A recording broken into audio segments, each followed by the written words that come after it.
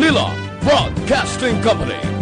Sa balita, komentaryo, isyu, serbisyo publiko. Aksyon Radio! Sa Bacolod, Aksyon Radio! Aksyon Radio!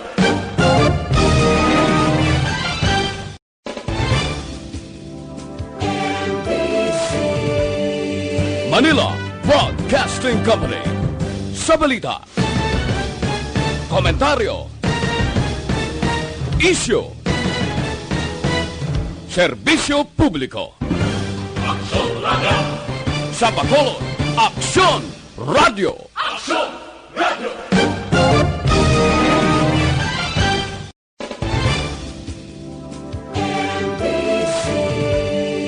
Manila Broadcasting Company. Sa balita, komentaryo, isyu, serbisyo publiko. Aksyon Radio! Sa Bacolod, Aksyon Radio! Aksyon Radio!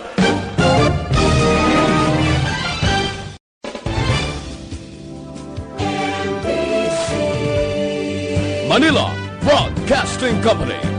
Sa balita, komentaryo, isyu, serbisyo publiko. Aksyon Radio! Sa Bacolod, Aksyon Radio! Aksyon Radio!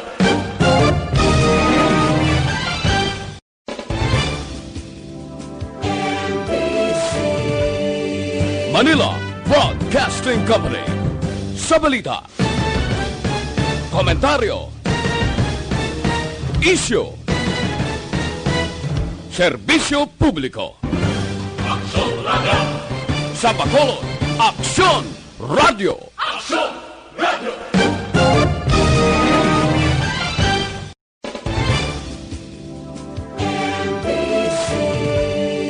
Manila Broadcasting Company. Sa balita, komentaryo, isyu, serbisyo publiko. Aksyon Radio! Sa Bacolod, Aksyon Radio! Aksyon Radio!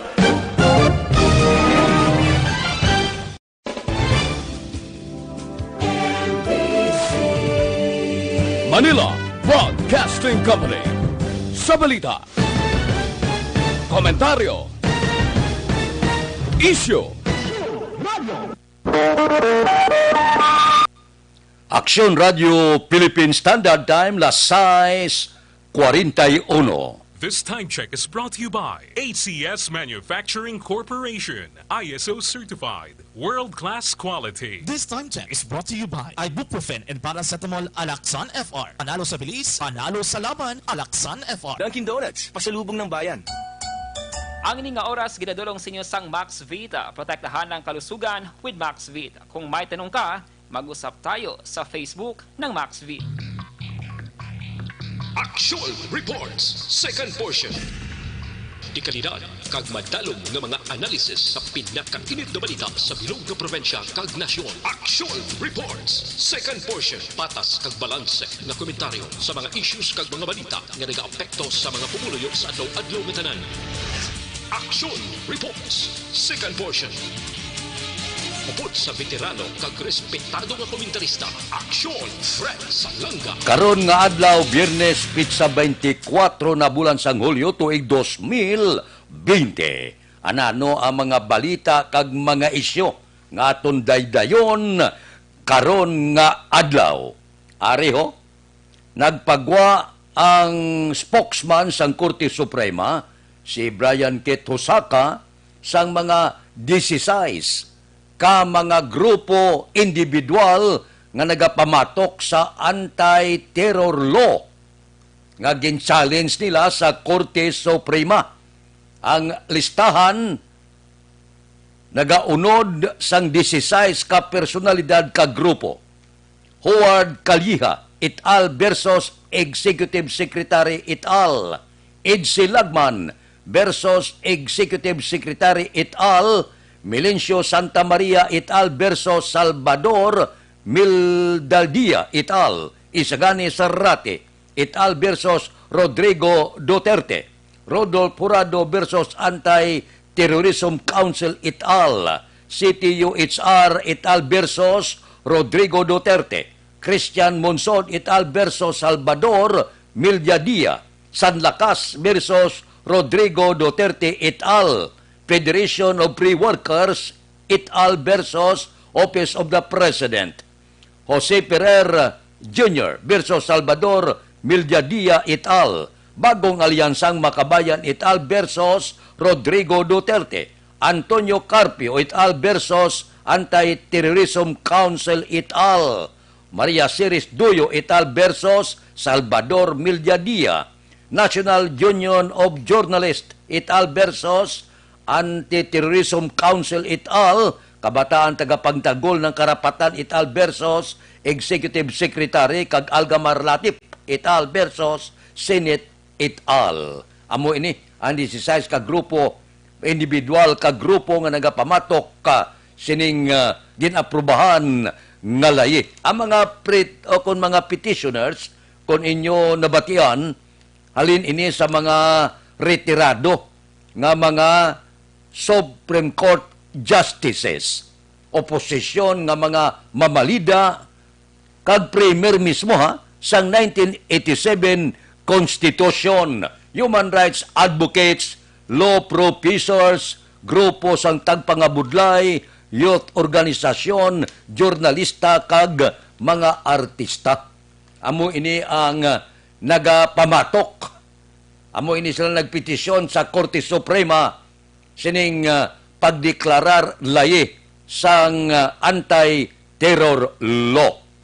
Suno sa report, ining mga grupo, hindi sila matagan mayo kag kadelikado sang among layi. Amo ina kun nga nagpasaka sila sang petisyon. Tilang taon ta kung ano mangin resulta sini. So far, ang spokesman pa lang sa Korte Suprema na pagwa sa mga grupo kagngalan.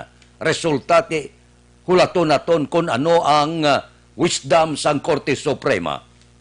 Sining anti-terror nga layi nga ginlagdaan ni Presidente Rodrigo Duterte nga para sa mga pila ka grupo kadelikado nga sahi sang layi. Kag ini din pamatukan man sang pila ka mga international nga mga personalidad nga posible gamiton ini sa pagpang-abuso sang pila ka mga ara sa poder. Lan taon ta, kag ang Korte Suprema, amo ang makapamatod buwas damlag kung anong mga desisyon niya. Ideklararya bala nga legal ang pagdeklarar sang presidente sing anti-terror nga layi o kon may lain ini siya nga mangin desisyon buwas damlag. Hulat-hulaton ta kung ano ang mangin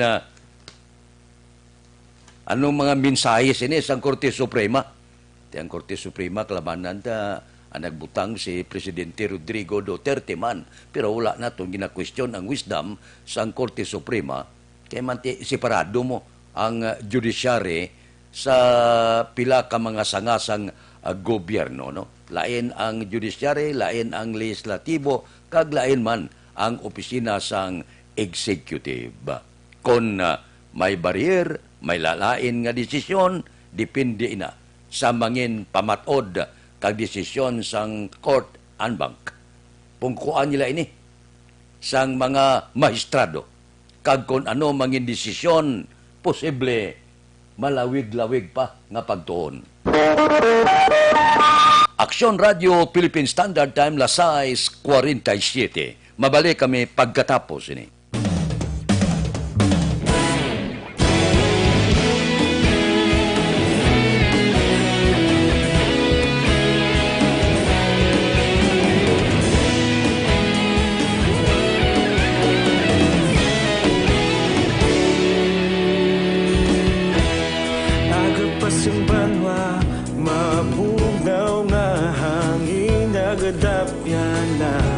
Ikaw nang ginapamati ang namon ginasandigan tingog sang probinsya, kamatuuran ginapalap na. Minsay nga may dala, paglaom kag kasanad. Tinuig na nagligan, ikaw gihapon ang ako nga istasyon. Sa pagbudlak sang adlaw, sa pagtuhaw sang biton, mga balita nga dala inspirasyon. Aksyon radyo, bakulog man sa gihapon. Padayon aksyon radyo, bakulog saludo sa imo. Padayon aksyon radyo, salamat kisa pagserbisyo. Patas kag balanse, matuod nga mensahe, wala sang ginadampingan. Padayon aksyon radyo.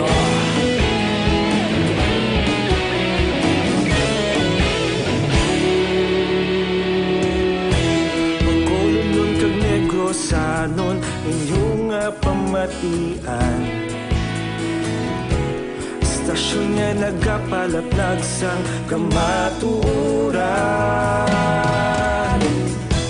Mabakod nga prinsipyo, reporter handa sa serbisyo.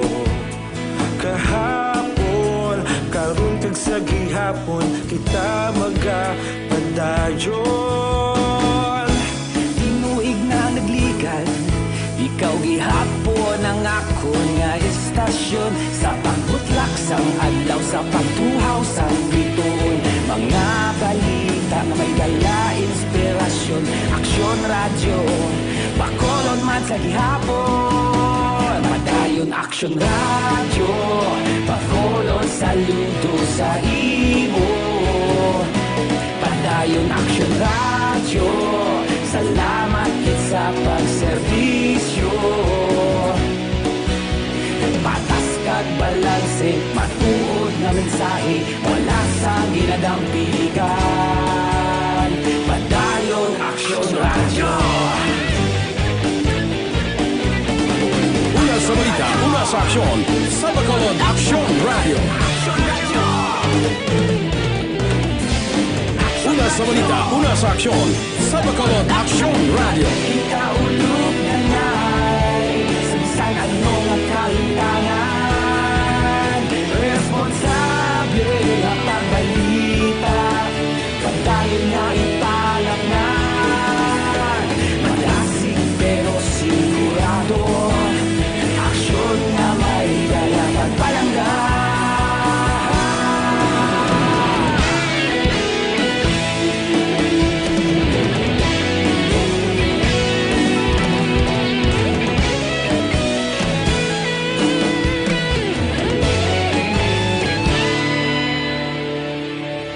Padayon aksyon radyo, bakolod saludo sa imo. Padayon aksyon radyo, salamat kit sa pagserbisyo. Padayon aksyon radyo, bakolod saludo sa imo. Padayon aksyon radyo, salamat kit sa pagserbisyo. Patas kag balanse, matuod nga mensahe, wala sang ginadampigan. Padayon aksyon radyo.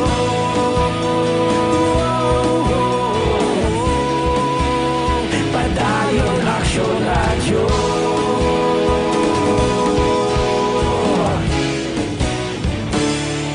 Padayon aksyon radyo.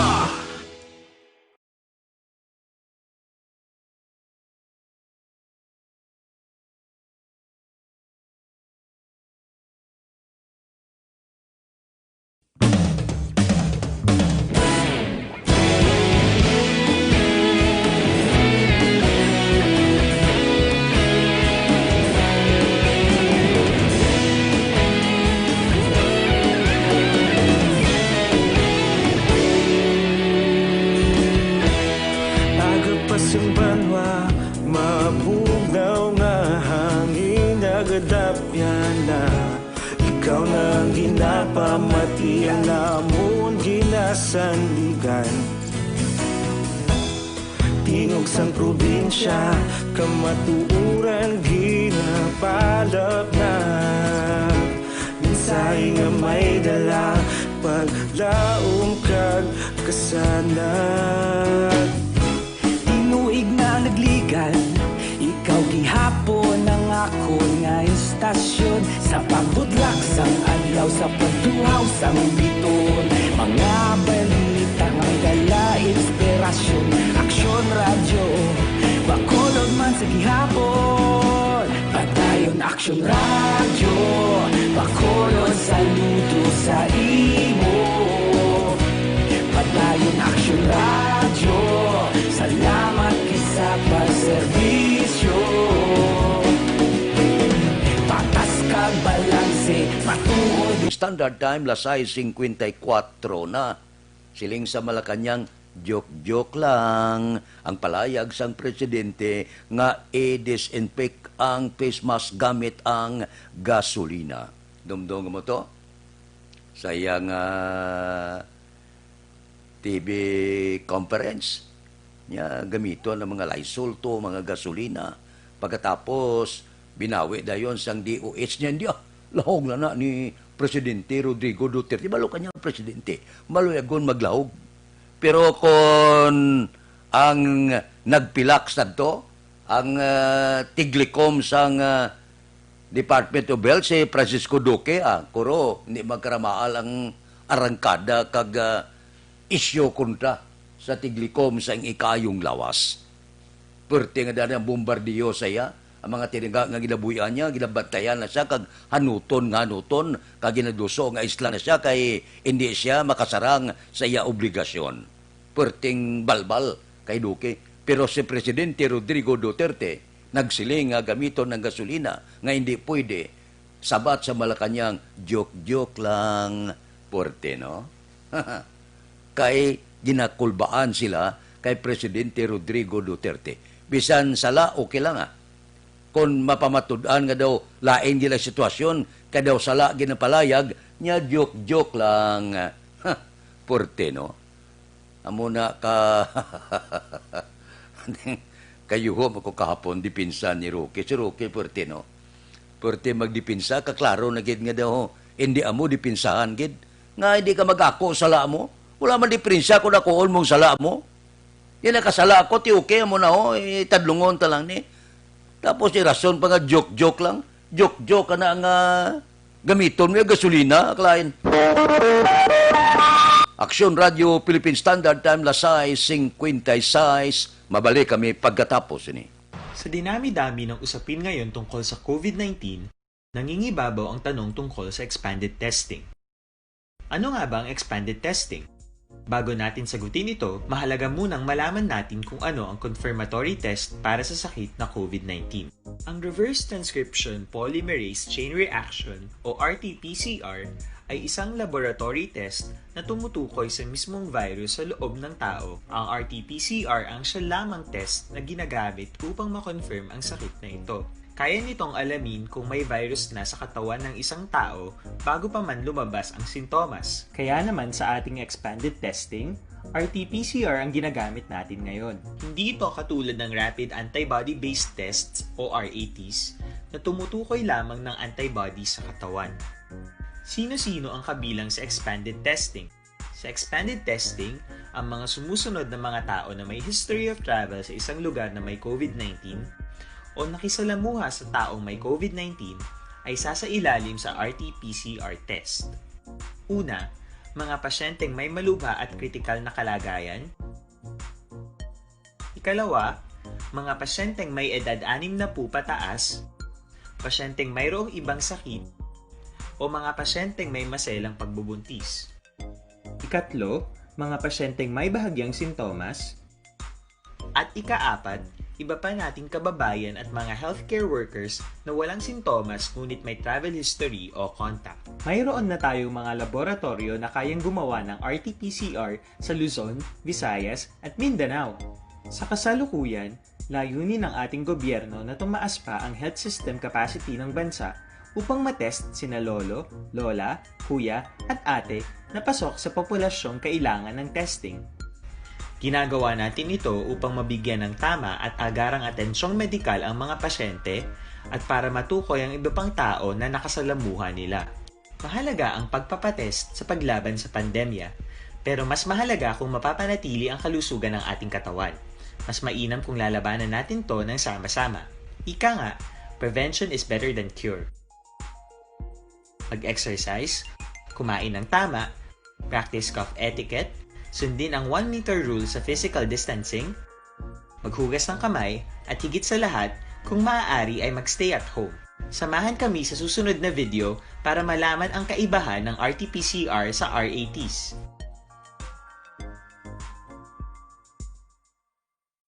Sa dinami-dami ng usapin ngayon tungkol sa COVID-19, nangingibabaw ang tanong tungkol sa expanded testing. Ano nga ba ang expanded testing? Bago natin sagutin ito, mahalaga munang malaman natin kung ano ang confirmatory test para sa sakit na COVID-19. Ang reverse transcription polymerase chain reaction o RT-PCR ay isang laboratory test na tumutukoy sa mismong virus sa loob ng tao. Ang RT-PCR ang siya lamang test na ginagamit upang makonfirm ang sakit na ito. Kaya nitong alamin kung may virus na sa katawan ng isang tao bago pa man lumabas ang sintomas. Kaya naman sa ating expanded testing, RT-PCR ang ginagamit natin ngayon. Hindi ito katulad ng Rapid Antibody-Based Tests o RATs na tumutukoy lamang ng antibodies sa katawan. Sino-sino ang kabilang sa expanded testing? Sa expanded testing, ang mga sumusunod na mga tao na may history of travel sa isang lugar na may COVID-19 o nakisalamuha sa taong may COVID-19 ay sasailalim sa RT-PCR test. Una, mga pasyenteng may malubha at kritikal na kalagayan. Ikalawa, mga pasyenteng may edad 60 pataas, pasyenteng mayroong ibang sakit, o mga pasyenteng may maselang pagbubuntis. Ikatlo, mga pasyenteng may bahagyang sintomas. At ikaapat, iba pa nating kababayan at mga healthcare workers na walang sintomas ngunit may travel history o contact. Mayroon na tayong mga laboratorio na kayang gumawa ng RT-PCR sa Luzon, Visayas at Mindanao. Sa kasalukuyan, layunin ng ating gobyerno na tumaas pa ang health system capacity ng bansa upang matest sina lolo, lola, kuya at ate na pasok sa populasyong kailangan ng testing. Ginagawa natin ito upang mabigyan ng tama at agarang atensyong medikal ang mga pasyente at para matukoy ang iba pang tao na nakasalamuha nila. Mahalaga ang pagpapatest sa paglaban sa pandemya, pero mas mahalaga kung mapapanatili ang kalusugan ng ating katawan. Mas mainam kung lalabanan natin to ng sama-sama. Ika nga, prevention is better than cure. Mag-exercise, kumain ng tama, practice cough etiquette, sundin ang 1 meter rule sa physical distancing, maghugas ng kamay, at higit sa lahat, kung maaari ay magstay at home. Samahan kami sa susunod na video para malaman ang kaibahan ng RT-PCR sa RATs. Pag-ehersisyo, hindi magkalipat, mag-detox.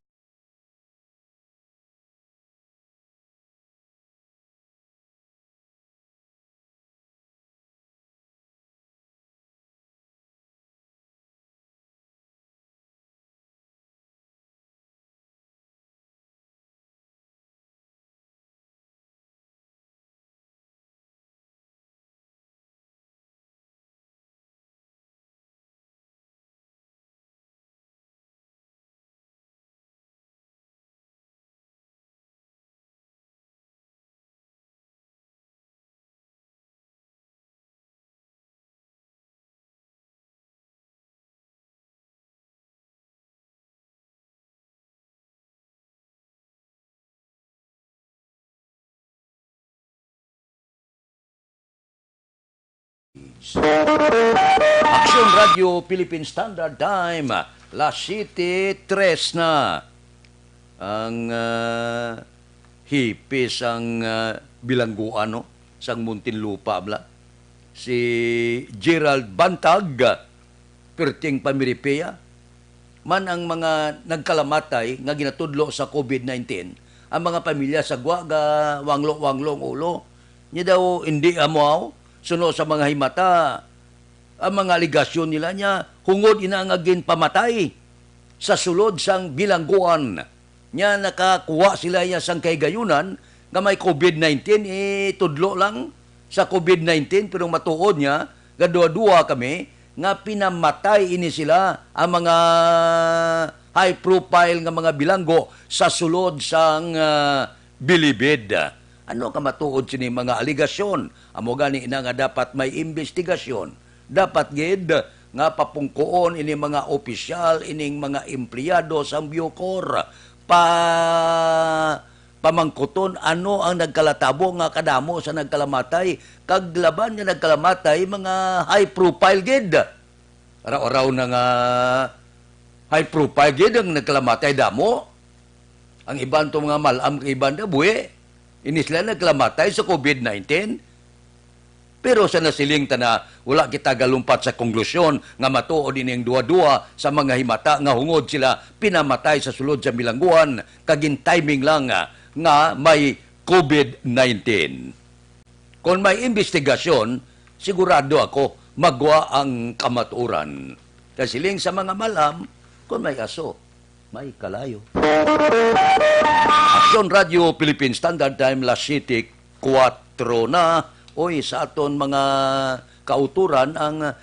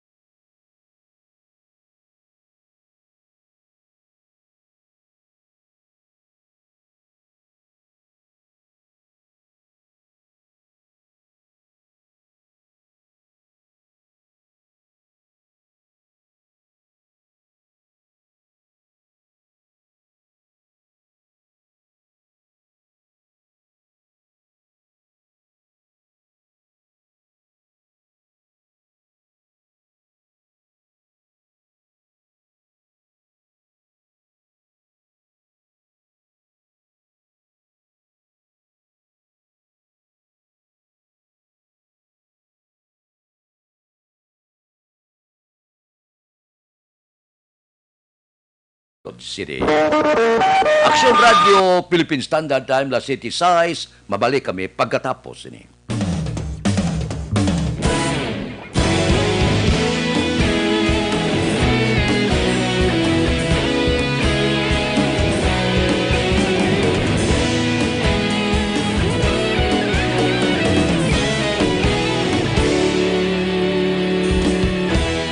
Agapasumbanwa, mabugnaw nga hangin nagadapyan na. Ikaw nang ginapamatian namon ginasandigan. Tingog sang probinsya, kamatuuran ginapalap na. Minsay nga may dala, paglaom kag kasanad. Tinuig na nagligan, ikaw gihapon ang ako nga istasyon. Sa pagbudlak sang adlaw, sa pagtuhaw sang biton. Mga balita nga dala inspirasyon. Aksyon radyo, bakolog man sa gihapon. Padayon aksyon radyo, bakolog saludo sa imo. Padayon aksyon radyo, salamat kisa pagserbisyo. Patas kag balanse, matuod nga mensahe, wala sang hinadang piligan. Padayon aksyon radyo.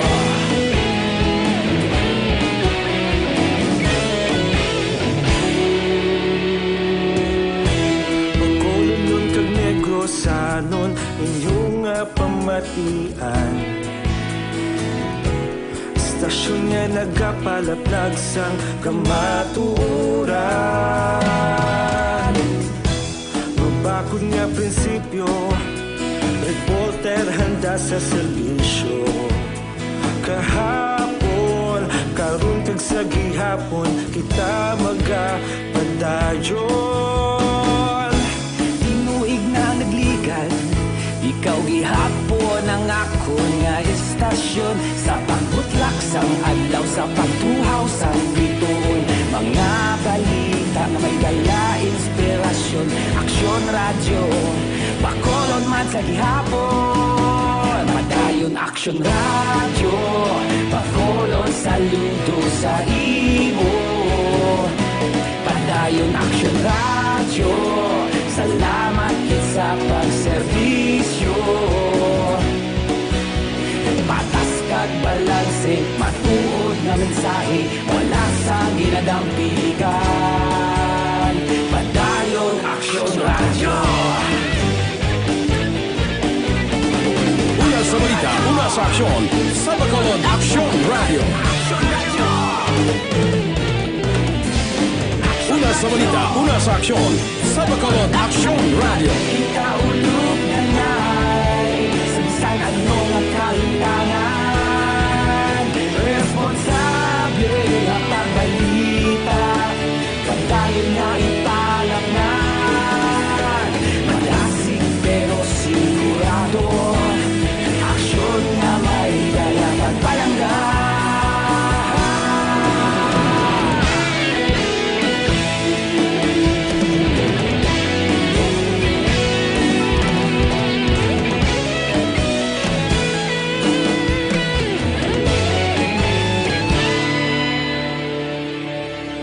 Padayon aksyon radyo, bakolod saludo sa imo.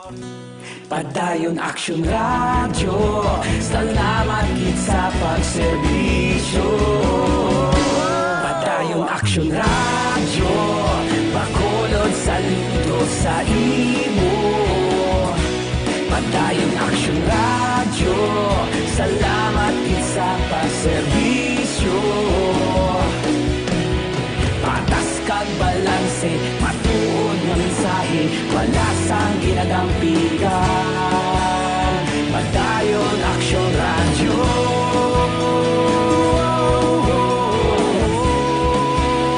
Padayon aksyon radyo.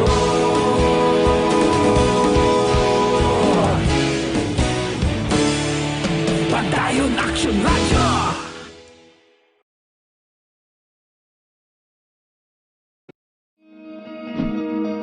Para labanan ang banta ng COVID-19 sa ating bansa, mahalaga ang kooperasyon ng bawat isa.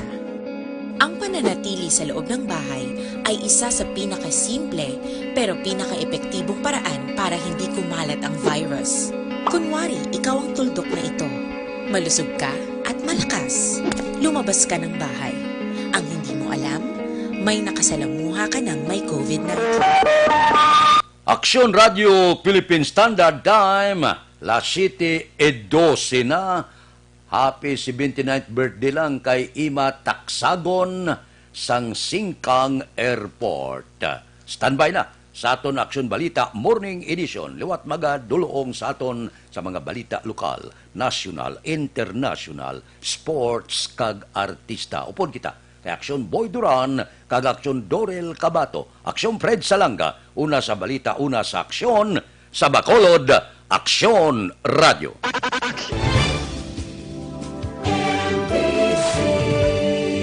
Manila Broadcasting Company. Sa balita, komentaryo,